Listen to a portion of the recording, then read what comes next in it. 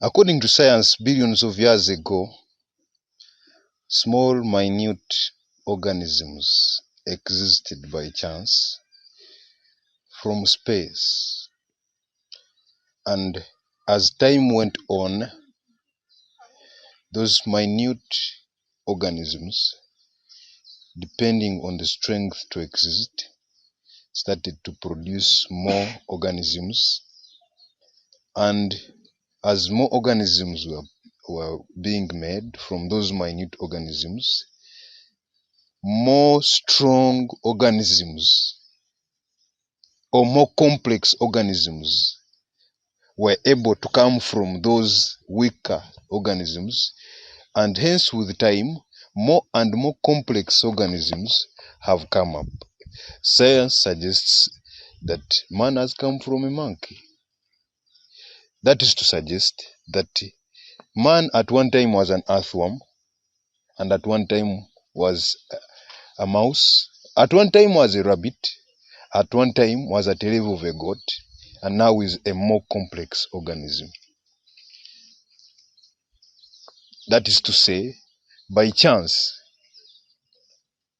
every organism has existed. By chance, every organism has grown and developed. Every organism has been able to come from a far less complex organism. The question of today is there a God? With me is Brother Akok Ngor, a theology student who we want to look at things both the logical and the spiritual way, and I pray that you are blessed. You are very much welcome, Brother Akok. And I am happy to be here. These subscribers, I think you can recognize my face. I had been here some time ago. Sure, they should be able to. Yeah.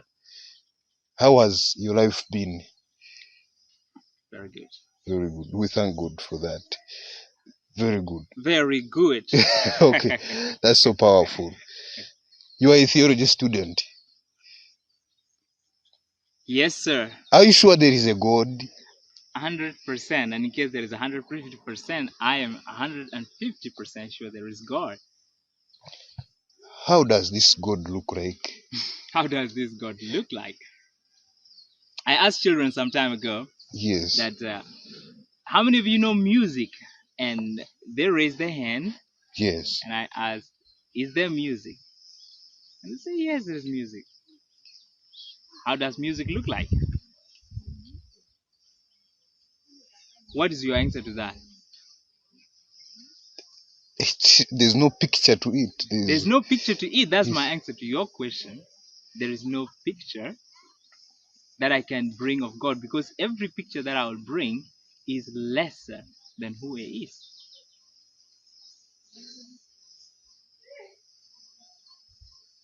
And He exists. Okay, are you suggesting that He's not visible? He is not visible to our human eyes. Okay. What makes you think there is a God? That is an interesting question that I waited for. Okay, what makes me think that there is a God? For me, I don't have problem with science. Maybe with scientists. Okay, you have no problem with science. But scientists. Okay, yes. Someone illustrated that you can have a tap where the water will come through. Yes. Now the water might be clean, but because the tap is dirty, they might produce dirty water. But you start complaining that the water are dirty. No, the water are clean from where they come from. Yes. The problem is the tap that they pass through. Yes. Science is nice, it's beautiful, it's wonderful. Okay. The people that it passed through and they call themselves scientists is where the problem come, and then we bomb it out and say science is so crazy. Science means knowledge. Yes. And let us do something simple. I was thinking we talk about astronomy. Yes. But before we go to astronomy, let's talk about the things that are surrounding us here, okay? From the known to the unknown. From the known to the unknown. Yes, yes. This one, there was a picture that I took. Here, this is Joafa, okay? Joafa. Guava. Hey, oh yeah, guava, yes. So this guava, if you test it, how does it taste? I would guess sweet. Sweet. What is your favorite fruit? Favorite fruit should be banana for me. Now orange. Yes, orange. So the taste of orange, the taste of banana and mango, if they are tasting beautiful and amazing like that, how amazing is the one who made them? Yes. After all, they will tell you, what come easy goes easy, right? Yes. What come easy goes easy. And then there is another thing called cause and effect. Yes. For every cause, there is effect. Which means you cannot turn it around. You cannot do something without bringing the effect. And nothing can come without the cause. Yes, yes. You begin with taking our mind to how the universe was coming slowly. Where did that slowly thing come from? There must be some cause, right? Yes. So here is my reason. Here is my thinking. And before I even open the scriptures, okay, all men in the world, men and women, when a woman become pregnant, yes, she become pregnant for how long? 9 months. For 9 months, and then give birth to a child. Yes. The child cry, and then the cow also have days or years. You studied those things in science? Yes. Primary school? Yes, gestation period. Gestation period. Now, those gestation period are not really messed up with. There's order. Order. Yes. That's the word I want. Order. If it is order, it means it is design. Yes. Yes? Yes. It is not random. Yes. It is a design. If it is a design, there must be designer. Okay, look at the sun. Every day coming and going 24 hours. Does that look like a design? Yes. It's ordered. Orderly. The universe is moving in order. Yes. The stars come in their time, the moon come in its time, the sun come in its time, the animals and man and giving birth and everything is just in order. Yes. That order suggests there must be a designer. Yes. Whoever that designer is, the one I believe to be God. Don't you think chance is a cause? Chance can be cause. Chance can be cause, but a chance that is repeatedly all over again every time, that kind of chance is not a chance. What is it? Example, you are moving from your hostel, by chance you pick a smartphone down, okay? Yes. Tomorrow again, another smartphone, and another for 12 years you're picking smartphone in the same place, same time, every single day. Is that chance? Not yet. It is order. It's not yet a chance. Somebody designed it like that. Yes. That is not chance. The universe is moving in that order, and it is always. You can't call that a chance. But you do. Okay, the issue is, if you pick it once. If you pick it once. Is it not a cause that now you have it? It is a cause that you have it. Because you will have a flood once in a while. This time it will kill 1,000. The other time it may not kill one. The other time it may kill 10,000. Now here is the mystery, or the mysterious chance that we are talking about. Okay, the universe just came into existence from chance. You see, the way we are aware. By the way, there is this experiment that was done. People were asked, what do you think is the most important? Of what and what? Of all things. Okay. You know what people say? No. Relationship. By the way, even you know that. Mr. Cameraman know that the most important thing is relationship. Alright, you don't believe it. They take you to forest with all smartphones. You know what you're going to do with those smartphones? Turn on the data and you do what? Connect. Connect to people. Some people telling you, it's not relationship. It is people. Like it is online. Online is relationship as well. Yes, it's a relationship. So, nobody can deny that. The most important is relationship. Yes. Right? If relationship is the most important, it simply means we are coming, because it cannot just happen by chance. All people believe relationship to be something important if they were not coming from a relational being, and they are going to a relational being. Yes. Okay. Love, for example. Evolution, interesting theory. Evolution say that there is this the fetus. Survival for the fittest. Survival for the fittest. Natural selection. Natural selection.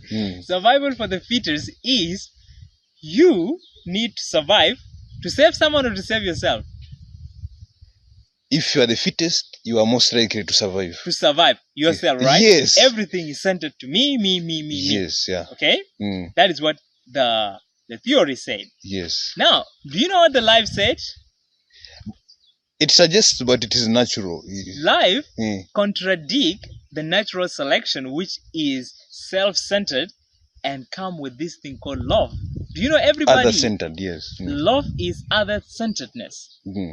Even the guy who brought evolution have a place in his heart. Did he marry? Pardon? Did he marry? Do he have wife? Do he have some friends? Yes. He have a place in his heart to be loved and to love back. To love back. Yes. Everybody have it. Question. Reality is contradicting the natural selection. Natural selection is self-centered. Love, which is universal in all people, even bad people, it is other-centered. Everybody want to be loved, and everybody want to love somebody. Are you suggesting that the love that exists is pure love? That people enter love for other-centeredness? Even if it is not pure love, everybody is searching for pure love. Okay. That suggests they have not got it. It suggests they have not got it because they turn away their face from someone whom they will get it from to another wrong source. God is love. Okay. Thank you so much. You are saying if there is order, yes? There must be a design. There should be design. Do you think this world has order? It depends on what you mean by order. When I say order, I'm talking about nature. Exactly that. Do you think nature is in order? All right, let's do this one. The astronomer that I was telling you. The greatest astronomers of all time that I love, it's called Carl Sagan. Carl Sagan. You can view his videos and you see him. He's wonderful. Now look at what they did, trying to go to the space and see what is existing out in the space. Yes.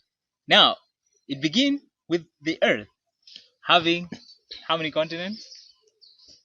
Now 7. 7 continents, 8 billion people. And then the Earth belongs to a system, solar system, that is having 8 planets. Yes. Right? Now, these 8 planets, how small are they? For you to know how small they are, make a comparison with the sun. Okay? Yes. Before we talk about that, these 8, the sun will take 365 days to revolve. Is that order? There is order. There's no day that the sun just complete cell revolution in 11 days. No way. It has never happened. And not only the sun, all the other planets have their specific days on the time they take to revolve around the sun. That is order. Now, compare the sun, or compare the Earth with the sun, and this blowed my mind completely. You know what it was? This astronomer says, you get the sun, to cross the sun from one end to the other. The sun to cross the... Okay, you are assuming there is another sun. No, this sun that we have, this one here. To cross another sun. How big is that sun? Okay. To walk from one end to another. Diameter. So what you need to do, you get 109 Earth. You place them one to another. That's the diameter. The diameter of the sun is 109 of the sun. Which suggests that the Earth is way too small compared to the sun. 109? 109 Earth. Okay, yes. Like, you pick the Earth. Place there. that is just crossing but not filling it up. Okay. But when you want to fill it up, you throw in there, of course, 1.3 million Earth. I'm just giving the exact numbers that the astronomers are giving us. Yes. 1.3 million Earth. 1.3 million, yeah. I've seen that is too much. Which suggests the Earth is too small. The Earth is too small. And we go ahead and you compare the sun with the star. Are the stars of the same size? The star, one of them which they tell us is UY Scuti, will contain 5 billion suns. So this one is bigger than the sun. It is 5 billion times bigger than the sun. How small is the Earth? The sun, rather. How small is the sun? How small is the Earth? Now, let's go one step further. Okay. That one star. Scuti. That UY Scuti. Yes. Belong to a galaxy that is having 250,000 other stars like it. Exactly like it. And bigger than it. Okay. And that is one galaxy. Yes. And there are 200 billion galaxies in the universe. Assumption from astronomers. Yes. Now here's a surprise. Well, they just blow your mind with all these kind of things, and then they will tell you all that we know about the universe is just 4%. What I've just told you here is 0.1%. Whatever you will discover about the universe, 4% of what the universe really is, which literally means 96% is unknown. Then why are you saying there is no God? Do you know what is inside the 96%? You don't know.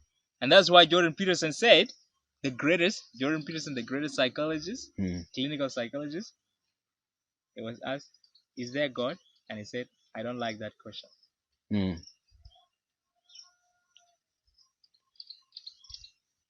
If I say there is no God, what if he is there? 4% of the universe, and we don't understand that 4%. Fully, yes. What is in the 96% of the universe? No one knows. Here's what I read. It is a mystery whether the scientists will solve the mysteries of the universe. You are saying the scientists we are hanging our hopes on have no way they can solve any of our problems. I'm not saying they are saying. Hey. They are the ones saying that the mystery of the universe is a mystery, like it is a mystery whether the mystery of the universe will be solved. Because it cannot be. Here is what they said. The growing universe. They said the universe is expanding. Which is not true. Our technology is expanding. Yes, technology sure is expanding. The more the technology expand, the more you think that this thing has been there. Yes. Like one was asked that the biggest star is this. But I said our problem is we cannot say that this is the biggest star because more bigger stars are coming. No, you are just discovering them. They are coming in my mind. They are coming in our minds. They are coming in our minds. Yes, sure, they has been in existence. Question is this one. This universe, here's what they said. It is moving in order.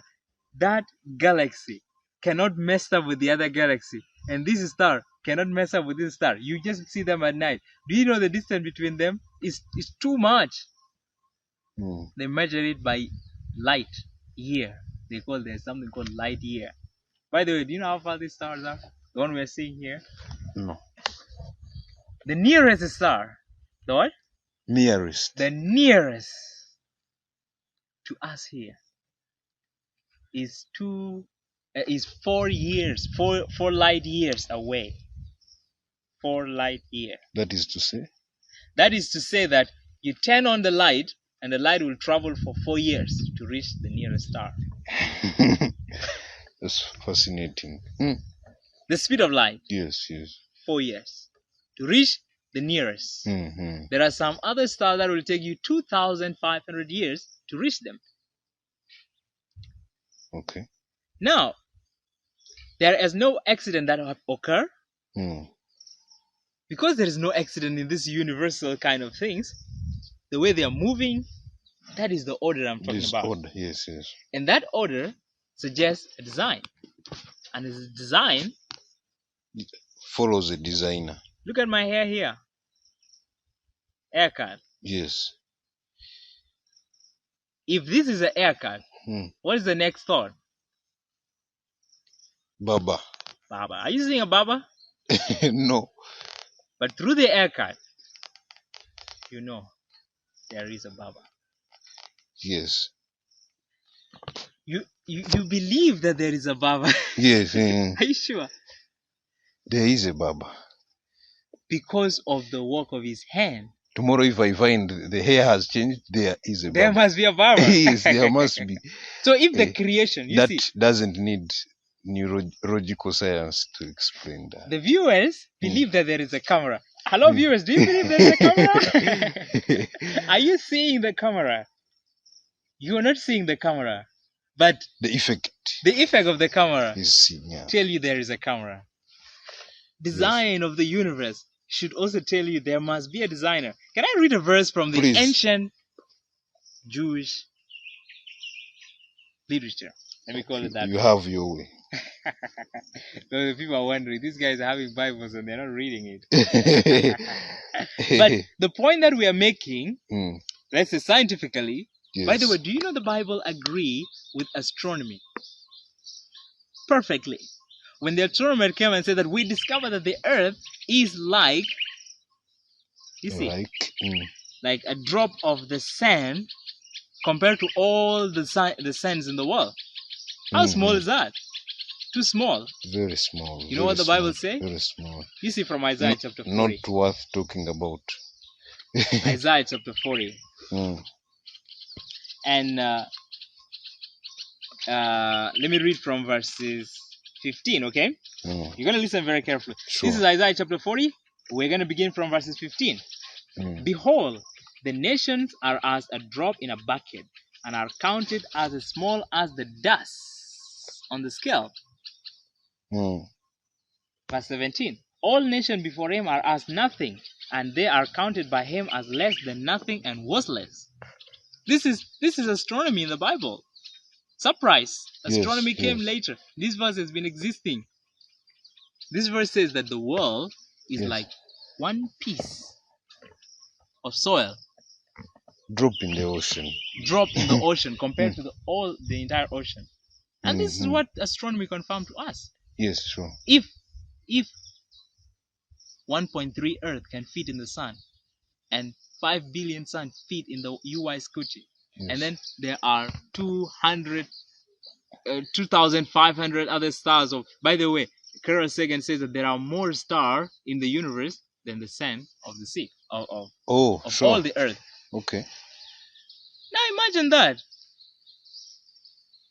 I have seen more sand than the stars.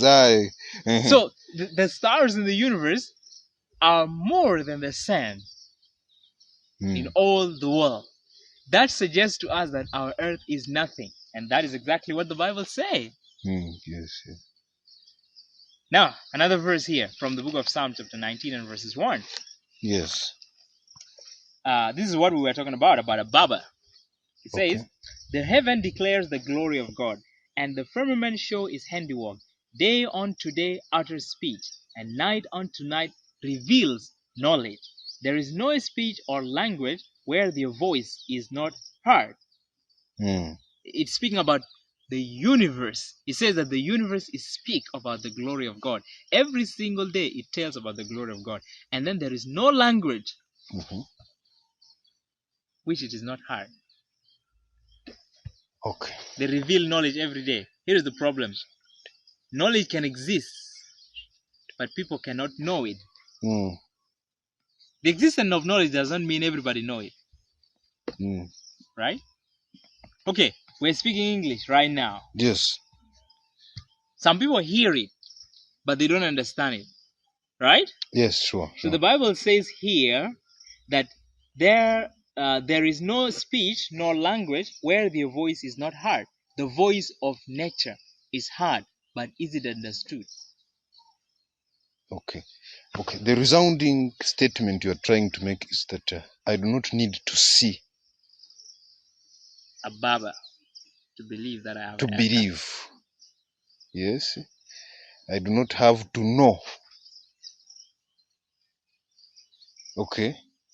So the Bible you're saying in Psalm 14 rather, chapter 1, chapter 14 verse 1 says, a fool says in his heart there is no God.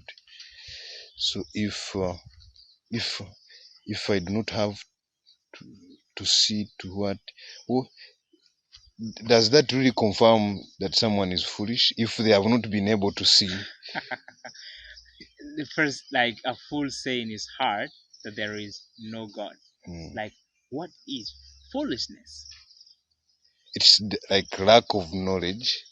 Not merely lack of knowledge. Yes. Oh, what exactly then? You can get all the knowledge in the world, and if you don't act according to that knowledge, you are still a fool. Okay. And so they tell us there are 5 categories of fool. There are simple fools who believe everything and everyone. Yes. Anything you tell them, they just go ahead. Yes, that is true. And then there are a mocking fool who love nothing but something that will just turn on the emotions. And they could just make fun anytime. Yes. A stubborn fool believes no one but himself and what he believes. Okay. And there is this category of fools which is the worst. And what's that? I've heard of simple, committed mocking. Fool. A committed fool is a fool who have knowledge. Committed. Okay, to you can foolishness. Call it, you can call him educated fool. Educated. Yes.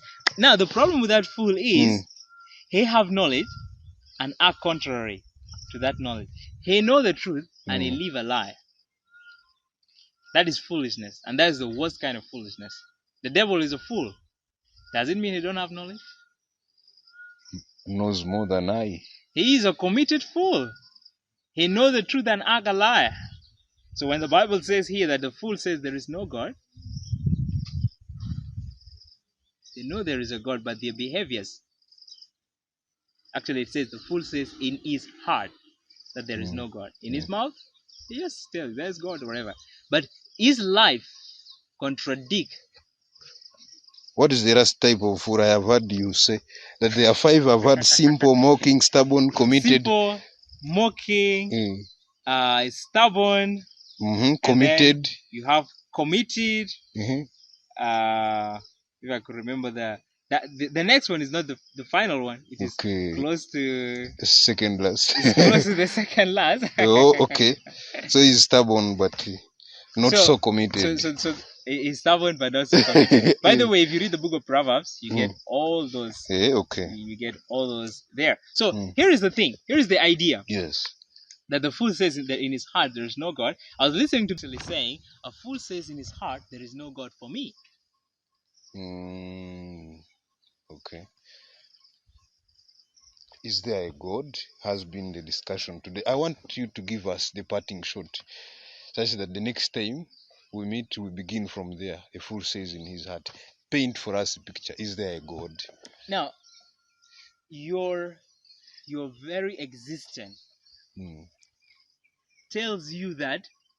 Okay, let me end with C.S. Lewis. Is that okay? It's sure. C.S. Lewis was an atheist. An atheist who became to know God.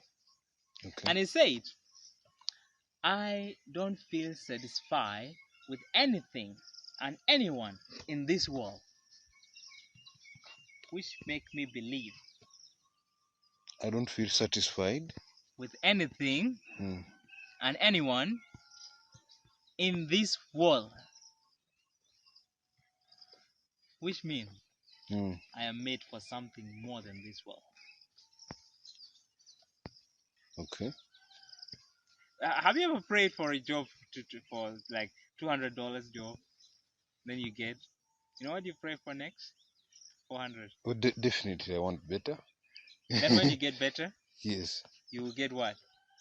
Better. And still. Then after you get better, still better. Nothing will ever satisfy you. Okay. Here, yes, you will just keep. Okay, this guy put it very well. It's called Yusuf Reid. He said, we are drinking water that make us more thirsty and eating food that make us more hungry. More hungry. Okay, I'm coming here. I want a bachelor in theology. You get it. You know what you're going to say next? Masters in biblical languages.